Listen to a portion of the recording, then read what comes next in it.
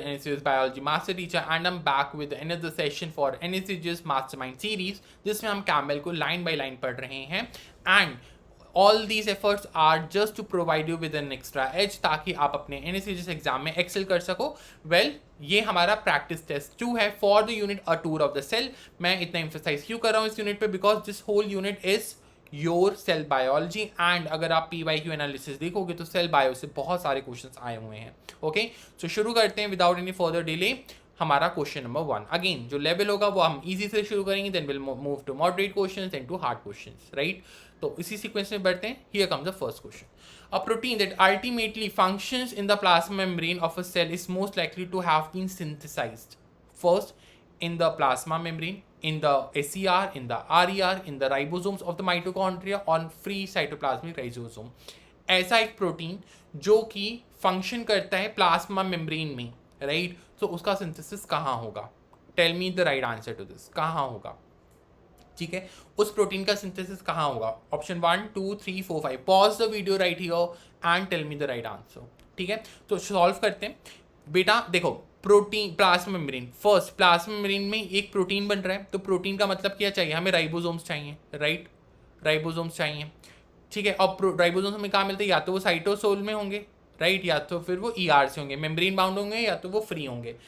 तो फ्री देखो, जो मेम्ब्रेन बाउंड होंगे तो बेसिकली वो RER पे प्रेजेंट होंगे. RER जो है that RER plasma membrane, they are part of the endomembrane system. ये हमने लास्ट क्लास में भी डिस्कस किया था, right. So the answer should be in the rough endoplasmic reticulum. Mitochondria के जो राइबोसोम्स होंगे वो प्रोटीन बनाएगा माइटोकॉन्ड्रिया के लिए, राइट. जो साइटोसोलिक राइबोसोम्स होंगे वो बेसिकली इंजाइम फॉर्मेशन में काम करते हैं, जो हमारी साइटोप्लाज्म में इंजाइम्स प्रेजेंट होते हैं. But what is left, that is कि जो हमारा RER है वो हमारा, because RER is the component of the endomembrane system and is somehow associated with the plasma membrane. So इसीलिए ये अपने membranes को provide करता है plasma membrane को, तो वो प्रोटीन भी provide करेगा. Okay, so the answer is option 3. 3 is the correct one. आगे चलते हैं. Next question. Now which of the following 5 membranes is most likely to have a lipid composition that is distinct from those of the other 4. मतलब यहाँ पे आपको 5 membranes लिखी हुई हैं. 5 membranes है, 4 का कॉम्पोजिशन एक जैसा होगा, एक का डिफरेंट होगा. You have to identify which one will have a different lipid composition. Now this one is an NSCGS level question. ये आपके बेसिक से ही है बेटा, बेसिक से ही है, कुछ नहीं है इस क्वेश्चन में, बहुत ईजी है. 5 मेम्ब्रेन्स के नाम लिखे हैं, ER, mitochondrial outer membrane, lysosome membrane, Golgi, plasma membrane. इनमें 4 का लिपिड कॉम्पोजिशन एक जैसा होगा, एक का डिफरेंट है. किसका डिफरेंट है? Okay, you have again think about the relationship. क्या रिलेशनशिप हो सकता है यहाँ पे? सॉल्व करते हैं. आई होप तुमने कुछ सोचा होगा आंसर में. तो अगर हम बात करें तो ER, लाइसोसोम, गोल्गी, PM ये सब इंडो मेम्ब्रेन सिस्टम में है. So they all are somehow aligned with one another. ये सब एक साथ अलाइंड होते हैं, राइट. तो इनका केमिकल कॉम्पोजिशन में काफी हद तक हो सकता है कि सिमिलर हो. But mitochondria which is a completely different cell organ, mitochondria, chloroplast, they are not considered as the component और as the part of the endomembrane system, right. They don't make the endomembrane system, they are free, they are independent, वो अलग है, right. So सबसे most probably the answer is mitochondrial outer membrane. Why? Because वो अलग है. Mitochondrial outer membrane क्या है? वो अलग है, राइट. That's different.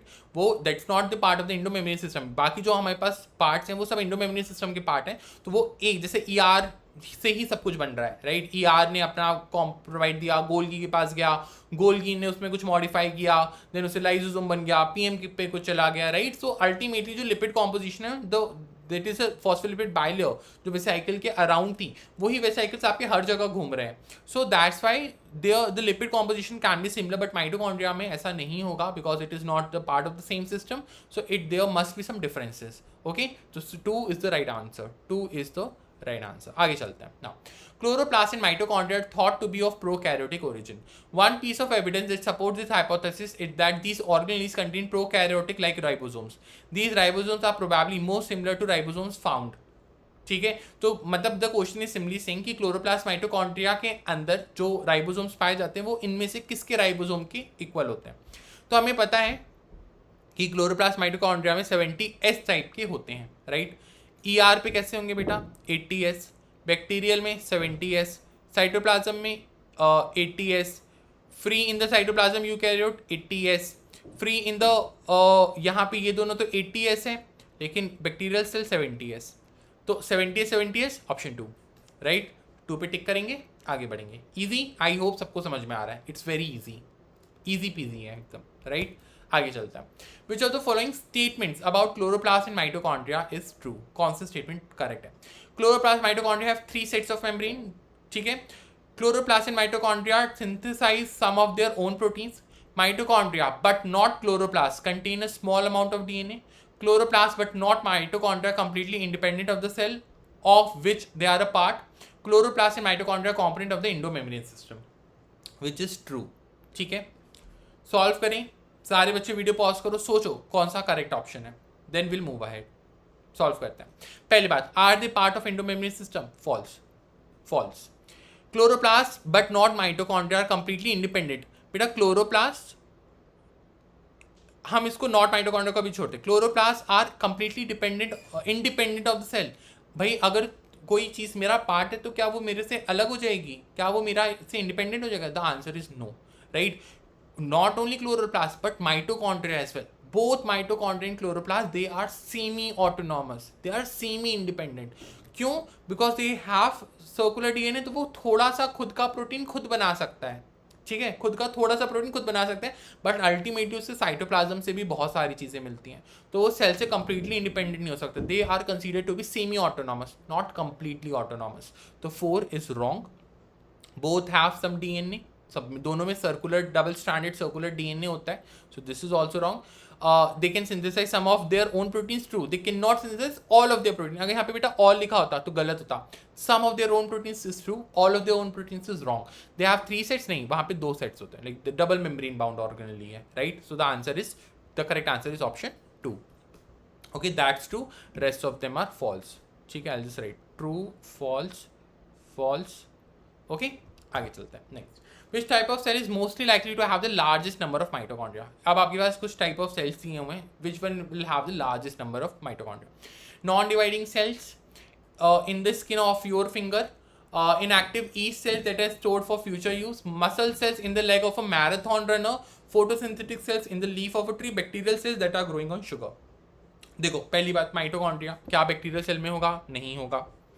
अब देखो बेटा, जो मैराथन रनर है, ठीक है, मतलब वो बहुत समय से दौड़ रहा है, मसल सेल्स हैं, तो जब आप बहुत ज़्यादा एरोबिक एक्टिविटीज़ करते हो, है ना, हम कहते हैं ना कार्डियो करना चाहिए। कार्डियो से क्या होता है कि हमारे जो सेल के अंदर, या even if you go for weight lifting and these things, cardio करो, वेट लिफ्टिंग करो, हमारे सेल्स के अंदर जो माइटोकॉन्ड्रियल काउंट होता है ना, वो बहुत रैपिडली बढ़ता है, बिकॉज सेल को बहुत सारा ऑक्सीजन चाहिए होता है, एनर्जी चाहिए होती है सेल को काम करने के लिए, और बहुत सारा ऑक्सीजन चाहिए होता है। Okay, so the answer is 3 is the correct one. Non dividing cells inactive cells में नहीं होगा, मतलब the amount will be very less. Photosynthetic cells में द माइटोकॉन्ड्रिया का अमाउंट डिसेंट होगा, but it will be highest in case of muscle cells in the leg of a marathon runner. Okay, so the correct answer is option 3। आगे चलते हैं।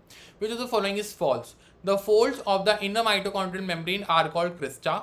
Mitochondria contain ribosomes in the intermembrane space. Mitochondria possess their own DNA. Mitochondria have more than one membrane. Mitochondria are involved in energy metabolism, which is false. Pause the video, think about the answer. Okay, so discuss करते हैं। The fold of the inner mitochondrial membrane are called crista. True. Mitochondria contain ribosome in the intermembrane space. Intermembrane space में तो नहीं बेटा, वो उसके stroma में होता है, राइट, उसके मैट्रिक्स में, माइटोकॉन्ड्रियल मैट्रिक्स में होता है, मैट्रिक्स में राइबोसोम होते हैं, ना कि इंटरमेम्ब्रेन स्पेस में। डबल मेम्ब्रेन बाउंड होती है। Mitochondria possess their own DNA, yes, double stranded circular DNA होता है। More than one membrane, 2 membrane होते हैं, तो true. Involved in energy metabolism, true. एक ही गलत है, सेकंड वाला, second one is false, right, this one is false, so the option 2 is correct for this. Which of the following cell organelles might be found inside other organelle? मतलब ऐसा कौन सा organelle जो दूसरे ऑर्गेनली के अंदर पाया जाएगा? Transport vesicle, ribosome, mitochondria, nucleolus. No organelle are found inside of other organelles, which is true. तो कौन सा एक ऑर्गेनली दूसरे ऑर्गेनली के अंदर पाया जाता है? The answer is ribosome. देखो न्यूक्लियोलस आंसर नहीं होगा, nucleolus is the part of the nucleus, but ribosome आपके साइटोप्लाज्म में भी होता है, माइटोकॉन्ड्रिया क्लोरोप्लास्ट के अंदर भी होता है। तो one cell organelle inside the other cell organelle, so the answer is 2 is correct. I hope बच्चों ने राइबोसोम्स बोला होगा, 2 is the correct one. Okay, let's move on to the next question. Microtubules and microfilaments commonly work with which of the following to perform many of their functions? मैंने इस चीज़ को microfilaments microtubules को बहुत detail में explain किया है, तुम मुझे बताओ कि कौन सा करेक्ट होना चाहिए। इस क्वेश्चन को देखो बेटा, हमें क्या बताएं, हमने कहा था कि जो मेरा ER है, ER से गोल की बॉडी या वेसाइकल्स या गोल की बॉडी से किसी भी उसके टारगेट साइट पे हमारे क्या होते हैं, वेसाइकल्स मूव करते हैं कि नहीं करते, वेसाइकल्स मूव करते हैं। Now these vesicles they have receptors for the motor proteins and motor proteins की हेल्प से वो साइटोस्केलेटन जो होता है वो ट्रैक प्रोवाइड करता है, जिसकी वजह से वो वेसाइकल्स मूव कर सकते हैं। सो the answer should B option 2, Golgi apparatus is the right answer, right. क्यों? बिकॉज ER से गोल्गी या गोल्गी बॉडी से plasma membrane, lysosomes, vacuoles, right, जो भी वेसाइकल्स बन रहे हैं उन्हें ट्रांसपोर्ट करना है, या वैक्यूल बना रहे हैं, कुछ भी बना रहे हैं, तो वो जो वेसाइकल्स बन रहे हैं ओके, वो along with the motor proteins वो क्या करेंगे, साइटोस्केलेटन को यूज करेंगे as their track, just like a railway track, okay, and they will move. So the answer 2 is the right one, Golgi. Now, which of the following structures in plant is animal cells but not in plant cells? As a constant structure that is there in the animal cells, not in plant cells. Very easy. Mitochondria, PM, centrioles, RER, Golgi apparatus. Solve this question quickly. जल्दी से बताओ कौन सा सही है. The answer is centrioles. ठीक है, centrioles are there in animal cells. They are not found in plant cells. Easy, very easy. आगे चलते हैं. Which statement about the cytoskeleton is true? Intermediate filaments are hollow tubes of protein that provide structural support. 2. Components of the cytoskeleton often mediate the movement of organelles within the cytoplasm. 3. Plant cells lack a cytoskeleton because they have a rigid cell wall. 4. Microfilaments are more permanent structures in cell compared to intermediate filaments in microtubules. 5. Microtubules are chain of protein that resist stretching. Tell me which is the true statement, इनमें से कौन सा सही है। Pause करो, cytoskeleton मैंने बहुत detail में पढ़ाया, नहीं पढ़ा बेटा सॉल्व उसे पढ़ो, जाके वीडियो देखो, ज्यादा अच्छे से समझ में आएगा। ओके, सॉल्व करें। Intermediates are hollow tubes, intermediate filaments, hollow tubes तो माइक्रोट्यूब्यूल्स होती हैं made up of tubulin protein, right. Intermediate filaments जो होती हैं ये केबल्स की तरह होती हैं, सॉलिड केबल्स की तरह, right. So this is wrong. आगे चलते हैं। Components of cytoskeleton often mediate the movement of organelle, तो मैं तुम्हें पढ़ाया था साइटोस्केलेटन जो है क्या करता है, सपोर्ट प्रोवाइड करता है, एंकरेज प्रोवाइड करता है to the cell organelles and the cytosolic enzymes, right, and वो सेल ऑर्गेनेलीज के मूवमेंट में भी हेल्प करता है। This statement looks good. Plant cell lack a cytoskeleton, no, plant cells में भी साइटोस्केलेटन होता है, तो this one is wrong. Microfilaments are more permanent structures compared to intermediate and microtubules. नहीं, intermediate filaments they are more permanent structures as compared to microfilaments and microtubules. This one is also wrong. It should be intermediate filaments are more permanent structures in cell compared to microfilaments and microtubules. Microtubules are chain of protein that resist stretching. Stretching, tension किसमें develop होता है, pulling force किसमें होता है, microfilaments में होता है, right? So this one is again wrong. So the answer is 2. Option 2 is correct. Okay? I hope सबको समझ आया। आगे चलते हैं। Cilia and flagella move due to the interaction of the cytoskeleton. Which of the following? किसके साथ वो interact करके movement show करते हैं? Motor proteins, actin, pseudopodia, tubulin, mitochondria. Very easy. Pause करो, बताओ। Cilia, flagella के movement के लिए क्या चाहिए हमें? We want motor proteins. नाम क्या होता है? Dynein. Right, dynein is a motor protein that helps in the okay, there is interaction and it helps in the movement of the cilia and flagella. So the answer 1 is true, motor protein, dynein. Basal bodies are most closely associated with of the following cell components: cilia, nucleus, central vacuole, mitochondria, Golgi apparatus. Basal body किसके संग associated है? Pause करो, सोचो क्या answer होगा। तो मैंने तुम्हें पढ़ाया था कि cilia, flagella वो attached होते हैं okay to the cell surface by the basal body. तो basal body is associated with cilia and flagella. कैसी अरेंजमेंट होती है? 9+0 अरेंजमेंट होती है of the basal body. cilia की अरेंजमेंट होती है 9+2, right? Okay, so we are done. Next question. Dye injected into a plant cell might be able to enter an adjacent cell through. तो आपने एक सेल के अंदर इंजेक्ट किया and you found कि वो जो डाई था वो दूसरे सेल में भी आ गया। ये टेक्निक आप कहाँ यूज कर सकते हो? फॉर एग्जांपल मैं किसी पर्टिकुलर सब्सटेंस के मूवमेंट को ट्रैक करना चाहता हूँ, तो उस सब्सटेंस के साथ मैं किसी तरीके के डाई को या किसी तरीके के किसी भी तरीके के फ्लोरोसेंट मॉलिक्यूल को अडहेयर कर सकता हूँ and I can track, right. या मैं किसी रेडियो एक्टिव मॉलिक्यूल को इस्तेमाल कर सकता हूं टू ट्रैक द मूवमेंट। तो ये सारी टेक्निक्स इस्तेमाल की जाती हैं फॉर रिसर्च पर्पसेस। बताओ, एक डाई एक सेल में इंजेक्ट की, वो दूसरे में पहुंच गई, हाउ? तो there must be some cell junctions in between. Cell junctions plant cell में कौन सा होता है? प्लाज्मोडेस्माटा। पढ़ा है cell junction, plasmodesmata, and animal cells के भी जंक्शंस के बारे में पढ़ा था, तो आंसर इज प्लाज्मोडेस्माटा। आगे चलता है, your intestine is lined with individual cells, no fluid leak between these cells from the gut into your body. Why? The intestinal cells are bound together by gap junctions. The intestinal cells are bound together by extracellular matrix. The intestinal cells are bound together by tight junction. The intestinal cells are fused together into one giant cell. The intestinal cells are bound together by plasmodesmata.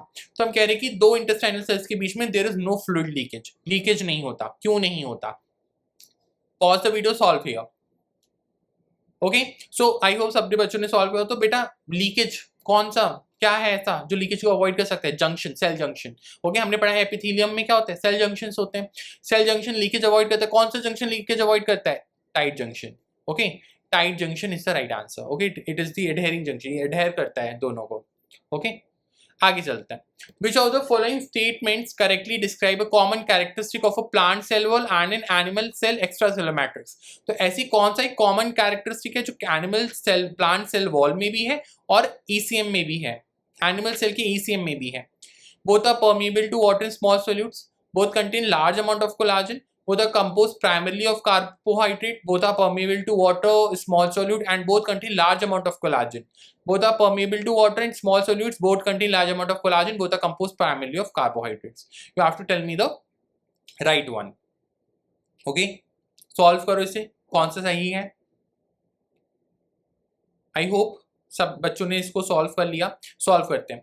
देखो बेटा, cell wall is made up of cellulose, cellulose which is a sugar, which is a polysaccharide। क्या है? Simply polysaccharide है। ECM में सबसे ज्यादा क्या होते हैं? Glycoproteins. Collagen 40% is collagen, collagen is a glycoprotein. ठीक है, सो मतलब it is a protein having some side chains of sugar, sugar side chains की संग एक प्रोटीन है। Ultimately it is a protein, but that protein have some sugar side chains.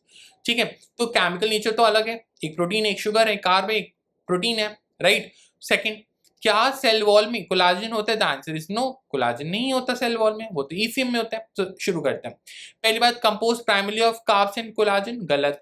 Contain large amount of collagen, cell wall has no collagen, that is not a similarity, गलत। Primarily of carbs, ECM is made up of glycoprotein, wrong। ठीक है, both contain large amount of collagen, wrong। Both are permeable to water in small solutes, true। तो ECM cell wall is freely permeable। ECM में भी बेटा ECM because cell के बाहर है, and बाहर में तो हम वाटर का, स्मॉल सोल्यूट्स का, they are permeable, right. ECM को आप मॉडिफाई कर सकते हो। Okay, so the answer is 1, 1 is the right one. Okay, so 1 हमारा यहाँ पे। We are done with the practice test। हमने 35 questions in total from a single chapter of Campbell solve किया है। Now we'll start with the next chapter that is again going to be very important for your NSCGS preparation। That's it from my side। Thank you very much। We'll meet in the next class। कोई भी doubt हो, you can mention them in the comment box, comment section। I'll reply back to them। Thank you very much for your valuable time। See you soon।